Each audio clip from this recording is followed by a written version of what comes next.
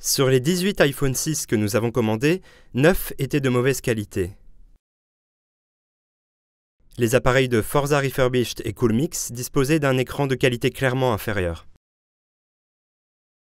Sur l'exemplaire de chez iUsed, il s'est avéré que l'appareil photo à l'avant était à moitié recouvert. Pire encore, sur l'appareil en provenance de Coolmix, le connecteur de l'éclairage de l'écran n'était pas isolé, ce qui pourrait provoquer un court-circuit et rendre l'écran inutilisable.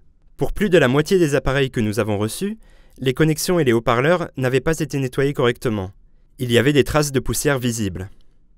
L'appareil de chez iRepairShop était particulièrement sale. Sur le même appareil, l'écran se détachait du boîtier en raison d'un mauvais collage. Destock Source, quant à lui, nous a livré un appareil avec beaucoup de rayures, un écran qui était mal fixé au boîtier et une antenne en partie cassée. L'électronique interne de l'appareil de Back Market présentait des traces d'oxydation, un défaut qui, tôt ou tard, posera forcément problème. Dans plusieurs cas, nous nous sommes retrouvés avec des accessoires contrefaits. À première vue, les écouteurs de ReIPhone ne diffèrent pas des écouteurs Apple d'origine.